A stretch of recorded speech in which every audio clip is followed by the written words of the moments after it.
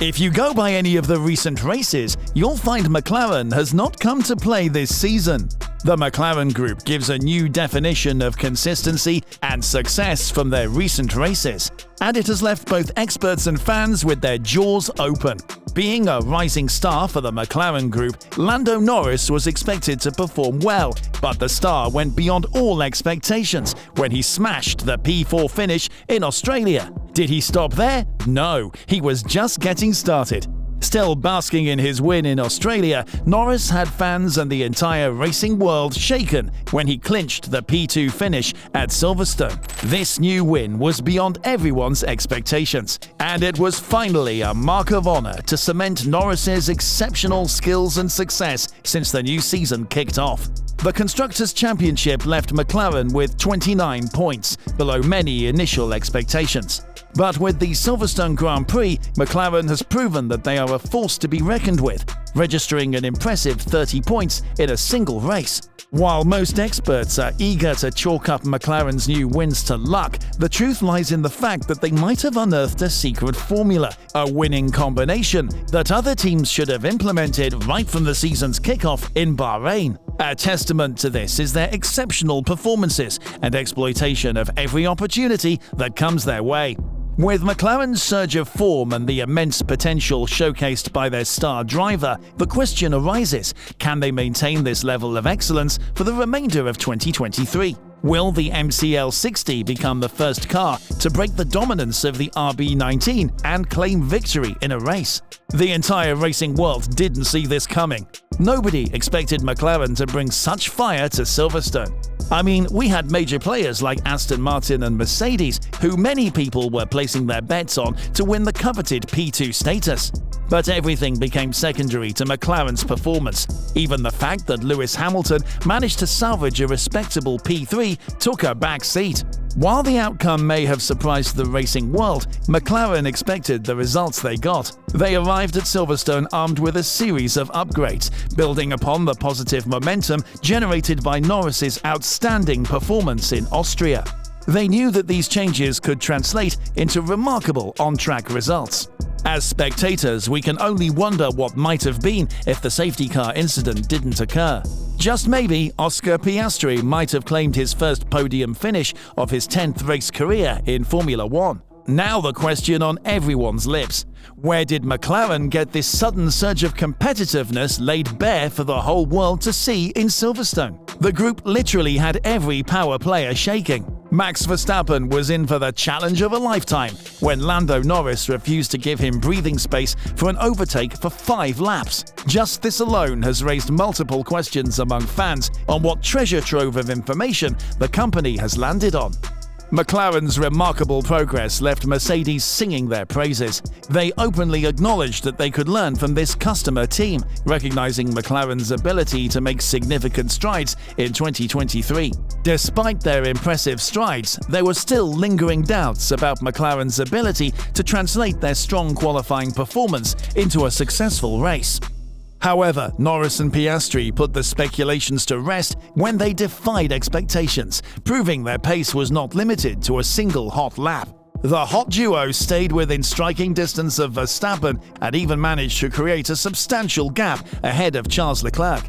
Piastri maintained a 4-second lead over the Ferrari driver on the same tyre compound.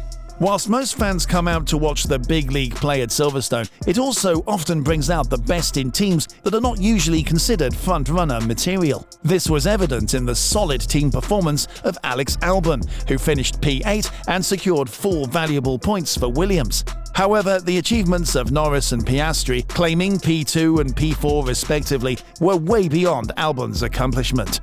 George Russell's comments about McLaren's performance were further proof of the surprise and admiration many in the racing community felt. McLaren's sudden change as a strong competitor has left even the best of the best, like Russell, questioning the source of their newfound speed. The team's impressive race pace the previous weekend further added to the intrigue surrounding their performance. Russell went even as far as predicting that McLaren might not suffer a decline in performance on race day, and just like he said, they didn't. McLaren demonstrated remarkable composure and maintained their strong position, fending off their competitors effortlessly. Before the safety car restart, their strategy kept Lando Norris in check, preventing him from launching an attack on Verstappen and forcing him to defend against Lewis Hamilton. The fact that McLaren could withstand the pressure from the second-best team on the grid, something that seemed nearly impossible just a few races ago, speaks volumes about their newfound strength. It indicates that their recent surge in form is not a fluke, but the result of genuine progress and improvements within the team. Unlike most of us, Zak Brown wasn't fazed by McLaren's new performance. His optimism and confidence in McLaren's recent performance surge reflect the team's strong commitment and relentless efforts at their headquarters in Woking. According to Brown, McLaren's progress is not a temporary blip, but a testament to their continuous development and improvement. He even suggested that it won't be long before McLaren and their rivals start challenging the RB19 for race wins. Brown's optimism is not unfounded, as McLaren has made significant gains in the aerodynamic concept of their MCL60 car. The team's discoveries and upgrades, which played a role in Lando Norris's impressive P5 finish in Austria, later promoted to P4, indicate that we can't chunk their competitiveness to a single race. You can even say it's part of a larger plan to pressure their rivals and strive for more victories consistently. Now, everyone can't help but ask, what about the MCL60 makes McLaren so confident, and where they've been hiding since? To understand why everyone seems so surprised about McLaren's newfound superpower, we need to take a trip back to memory lane before the season officially kicked off. To the surprise of many, Zak Brown admitted that their design didn't go as planned, and the team might face challenges till the new upgrade was ready. His confession made McLaren's problems chalked to a temporary holdup that would be resolved sooner or later. But everything took a different turn when Hamilton raised allegations against the team, claiming that the design of the RB19 had been shamelessly replicated in the MCL60. According to him, the similarities between the two cars are so striking that one would struggle to differentiate them when standing side by side. This hidden resemblance is what McLaren attributes their remarkable performance in Austria and Silverstone to. In a crazy twist of events, Norris had the privilege of exclusively being equipped with fresh side pods, floor, and engine cover at Spielberg, while Piastri received these upgrades at Silverstone. Adding to the impressive arsenal of upgrades, Norris also had the luxury of a brand new front wing during his home race. This new upgrade was an antidote to the problems the MCL60 had suffered a few weeks ago. It also propelled his confidence sky high. The car's pace was another striking feature that Norris loved. Finally, the burning question of where McLaren found this extraordinary performance was answered by the team principal, Andrea Stella. On the heels of the strong accusations made by Hamilton, Stella candidly shut down the flying rumors by explaining that it was natural for teams to draw inspiration from one another. Stella clarified that drawing inspiration or examining a photograph does not equate to copying. Going by recent happenings, we can all agree that it takes meticulous analysis to create the desired downforce that sets McLaren apart from its competitors. With Formula One, it's natural for performance to take a hit when significant changes to a car's design are introduced. This is usually because the car has already been improved from the changes made to that point. This take was echoed by Mercedes, as James Allison, the team's technical director, confirmed that the Silverstone version of their floor would differ from the one used in the RB19. He emphasized that such changes would lead them to a different and challenging terrain. With all these facts, it's easy to see why McLaren's recent achievements are remarkable. McLaren have literally made the term "the end justifies the means" a reality. They achieved this by falling behind in specific races, only to return to the drawing board and build a car capable of competing with the RB19 for a podium position.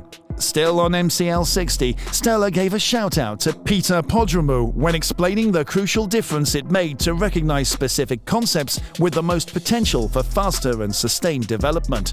Podromou leads McLaren's aerodynamic development and has been a force to be reckoned with in establishing the conceptual direction and inspiring the entire aerodynamic team. Looking closely, you'll find that Steller's perspective is driven by the significance of putting a unique spin on things.